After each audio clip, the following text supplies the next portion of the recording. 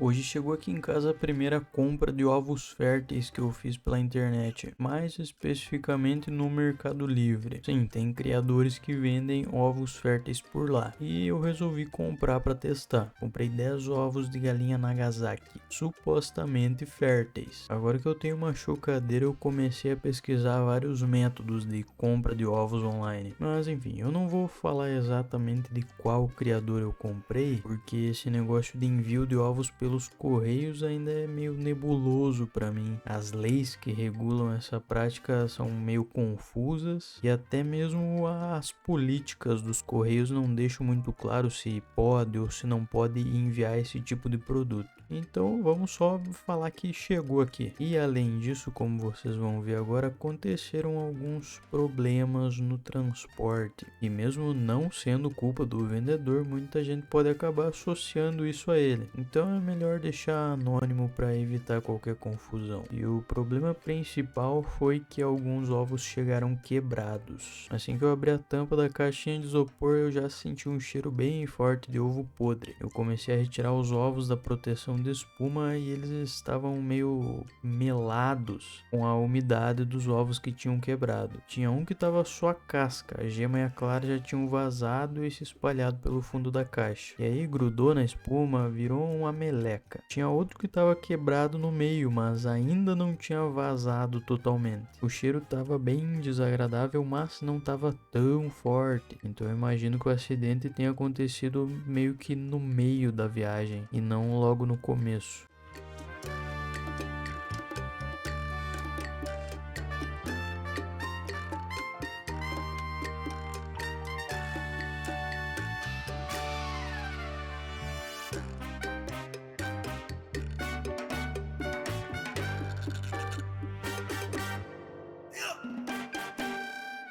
Depois que eu separei os ovos que ainda estavam inteiros, a primeira coisa que eu fiz foi higienizar eles. Eu preparei uma mistura de 1 colher de água sanitária diluída em 1 litro de água normal. Eu molhei um pano limpo nessa solução e fui limpando os ovos com cuidado. Depois eu usei outro pano seco para secar eles.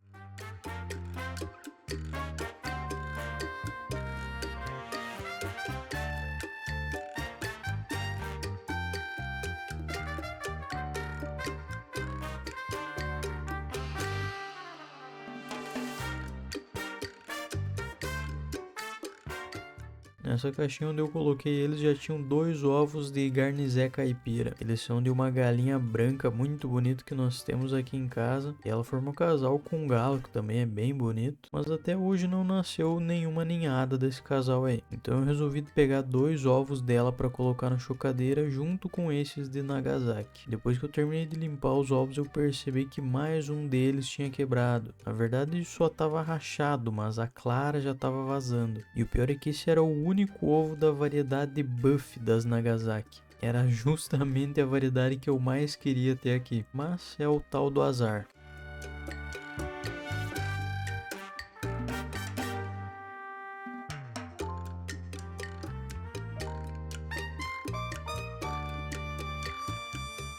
E olha o tamanho do rombo que tinha na caixinha de isopor. Eu só fui perceber isso depois que eu já tinha tirado os ovos. Não sei exatamente o que aconteceu durante o transporte, mas foi uma pancada bem forte para ter aberto desse jeito. Enfim, eu descartei o ovo que estava rachado, então me sobraram 7 ovos de Nagasaki e 2 ovos de garnizé caipira. Deixei eles um pouquinho parados e fiz outra revisão em todos eles, procurando rachaduras menores que poderiam ter passado passado despercebidas, e eu também percebi que os ovos são bem despadronizados em formato e tamanho. Inclusive tem esse ovo azul aí que quem entende de incubação já percebe que não é um formato ideal para chocar. Ele é muito fino e pontudo, o que pode gerar problemas tanto no desenvolvimento do embrião quanto na hora da eclosão. Mas mesmo assim eu não descartei ele. Depois dessa segunda revisão eu ainda deixei os ovos descansando por cerca de 12 horas. Isso é muito importante. Quando os ovos passam por viagens longas, o ideal é deixar eles parados por pelo menos 8 horas, sempre com a ponta fina virada para baixo antes de colocar na chocadeira. Isso ajuda a gema e a bolsa de ar se estabilizarem dentro do ovo, porque às vezes elas podem se deslocar muito com o transporte. 2 horas antes de colocar os ovos eu já liguei a chocadeira e também coloquei uma garrafa de água no reservatório para estabilizar a temperatura e a umidade.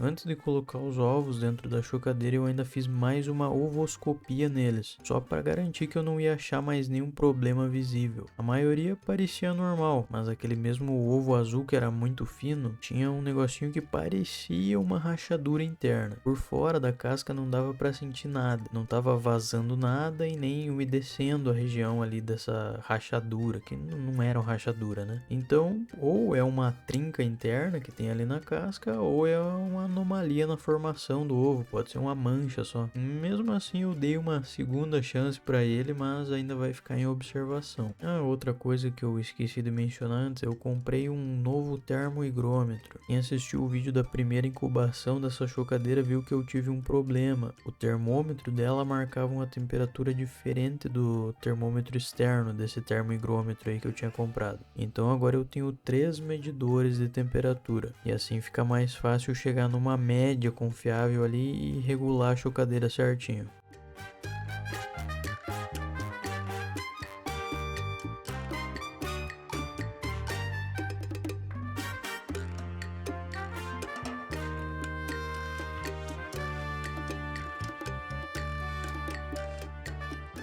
Enfim, ovos posicionados, agora era só torcer. Confesso que eu não estou muito confiante com essa ninhada aí não. Um dos fatores que mais prejudicam a incubação é a contaminação dos ovos por bactérias. E não tem como saber quanto tempo esses ovos ficaram expostos à umidade e às bactérias que se espalharam na caixa por causa dos ovos quebrados. Também não tem como saber a que temperatura eles chegaram durante a viagem. A caixa de isopor estava rachada, então o isolamento térmico de certa forma ficou comprometido. Se os ovos esquentaram demais, a incubação pode até ter começado durante o transporte, e nesse caso os embriões podem até já estar mortos, mas é impossível saber agora. O que estava no meu alcance eu fiz, agora é esperar. Eu vou gravar o resto do processo em outros vídeos, as próximas ovoscopias, o desenvolvimento dos embriões e a eclosão, se der tudo certo. E como vocês podem ver, ainda sobrou bastante espaço na chocadeira, mas ela não vai ficar vazia por muito tempo, já tem outra ninhada a caminho. Eu não desisti das compras pela internet, essa primeira experiência teve problemas, mas faz parte do aprendizado. Próximos ovos eu comprei em um site específico de venda de ovos férteis. Quando eles chegarem eu faço outro vídeo mostrando tudo e aí eu revelo de qual ave são esses ovos. Então, até lá!